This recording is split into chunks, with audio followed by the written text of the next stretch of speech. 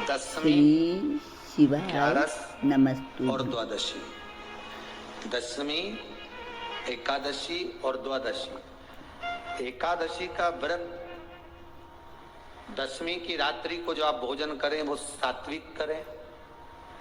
एकादशी के दिन भोजन ना करें, अन्न का भाग ग्रहण ना करें। अन्न का भाग ग्रहण ना करें।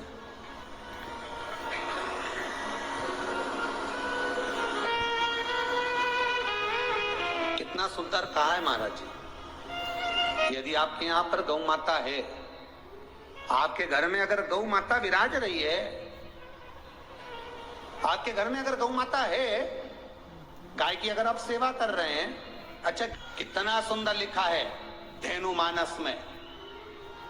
गीता प्रेस गोरखपुर की गौ अंक को निकाल कर पढ़िए, कल्याण का, उसमें लिखा है। श्री शिवाय नमस्तुभ्यम, हर हर महादेव। आप सभी का मेरे चैनल भक्ति पर स्वागत है। पूज्य प्रदीप मिश्रा जी ने एकादशी के कथा में बहुत ही अच्छे उपाय बताए हैं और नियम बताए हैं, तो प्लीज़ वीडियो को लास्ट तक देखिए और बने रहिए और पूज्य प्रदीप मिश्रा जी की कथा का आनंद लीजिए और लाइक कमेंट और शेयर जरूर कीजिए।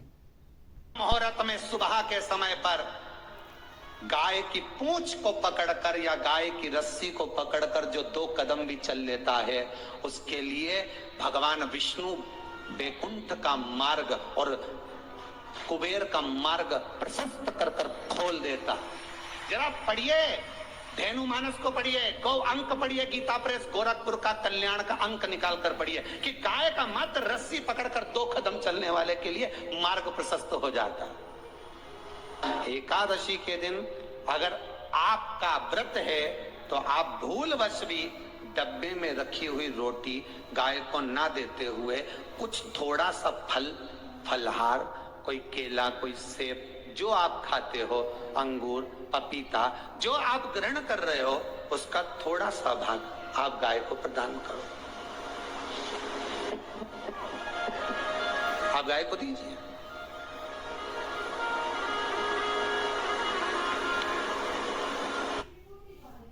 थोड़ा सा भाग आप गौ माता को प्रदान करो, थोड़ा सा।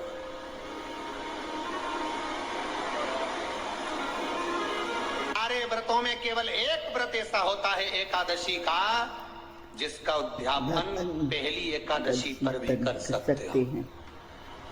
सारे उद्यापन में केवल एक उद्यापन ऐसा होता है, सारे व्रतों में एक व्रत का उद्यापन ऐसा होता है, वो है एकादशी का। ये जरूरी नहीं कि 26 पूरी होगी तभी तुम करोगे, या तो पहली में ही कर लो या फिर 26 पूरी हो तब कर। पर उद्यापन, अब तुमको ऐसा लगे कि हाँ मैं अभी तो जीऊंगी हो, अभी तुम्हारा बाल भी धोला नहीं हुआ है, तुमको ऐसा लगे तो अभी तो मैं तो बढ़िया, तो फिर भले मत करो। पर एकादशी का नियम कह रहा है, एकादशी का यहाँ 18 नियम में से एक नियम कह रहा है कि एकादशी का उद्यापन पहली एकादशी पर भी हो सकता है, पहली पर भी कर सकता कि तुम्हारा मन पड़े तब। क्यों?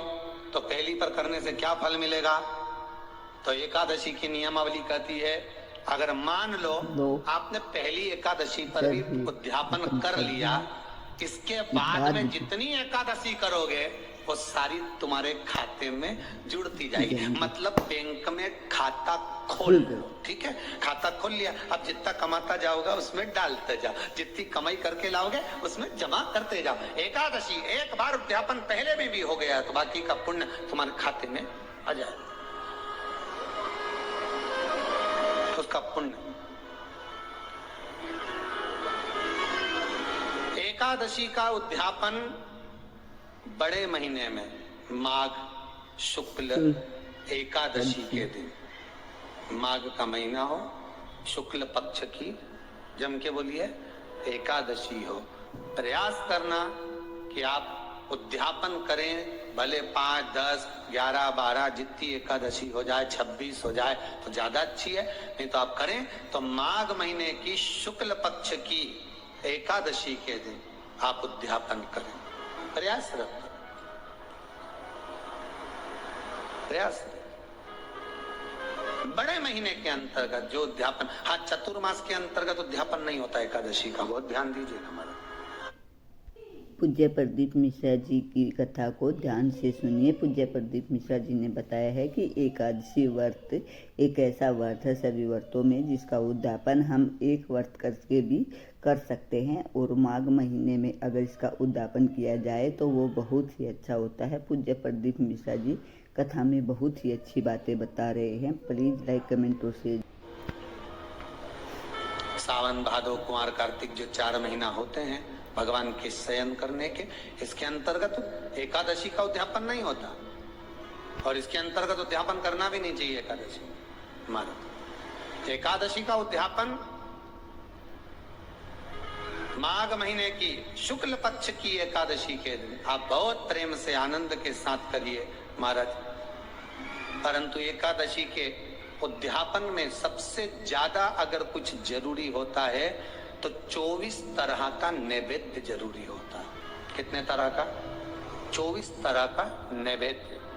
अब आप कहोगे गुरुजी उद्यापन हम कर रहे हैं एकादशी का, तो उसमें तो फलहार का हमें नैवेद्य बनाना चाहिए। तो फिर ये पुराण के अंतर्गत स्कंद पुराण में ये चीज लिखी है कि एकादशी का जब उद्यापन करते हैं तो 24 तरह का नैवेद्य बनाकर सिद्ध करते हैं। 24 तरह का नैवेद्य जान रख लेना, हलवा बना लो, खीर बना लो, पूड़ी बना लो, सब्जी बना लो, पकौड़ा बना लो, भजिया बना लो, ऐसे 24 तरह का नैवेद्य अलग अलग चाहिए।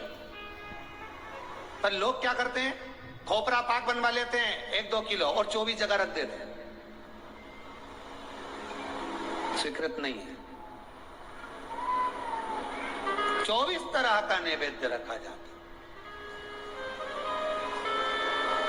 महाराज एकादशी के दिन भगवान का पूजन का पूरी तैयारी कर कर मंडल आदि बनवाकर विद्वान ब्राह्मण को बुलाकर, कर्मकांडी ब्राह्मण को बुलाकर जो भगवत सेवा में एकादशी का उद्यापन कराए, उन ब्राह्मण के चरणों को नमन कर कर, प्रणाम कर कर एकादशी का पूजन करवाइए, और उस मंडल की पूजन कराकर हवन द्वादशी को कराइए। एकादशी को हवन नहीं, एकादशी के उद्यापन का जो हवन होता है वो द्वादशी को।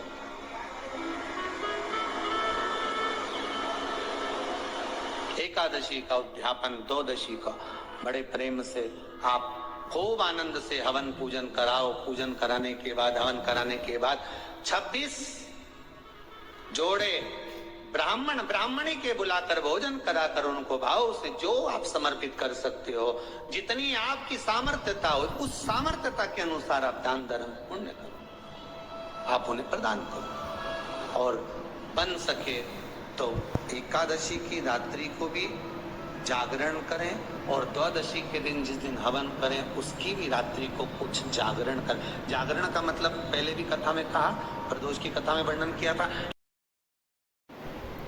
एकादशी व्रत के नियम पूज्य प्रदीप मिश्रा जी ने बताए, और पूज्य प्रदीप मिश्रा जी ने बताया कि उद्यापन करते समय हमें किस तरह का 24 तरह का भोजन बनाना चाहिए। खीर, पूरी, हलवा जो भी हमारे घर में बन सकता है वो बनाना चाहिए, ना कि एक तरह का भोजन हमें एक ही ब्राह्मण को दे देना चाहिए। पूज्य प्रदीप मिश्रा जी ने बताया है कि 24 या 26 जोड़ों को बैठाकर पंडितों को, सिद्ध ब्राह्मणों को, उन्हीं को खाना खिलाना चाहिए, तभी हमारा उद्यापन संपन्न होता है। अगर आपको पूज्य प्रदीप मिश्रा जी के उपाय और कथा अच्छी लगी तो प्लीज़ मेरे चैनल को लाइक, कमेंट और शेयर जरूर कीजिए। मेरा चैनल है धार्मिक वीडियो। श्री शिवाय नमस्तुभ्यम। हर हर महादेव।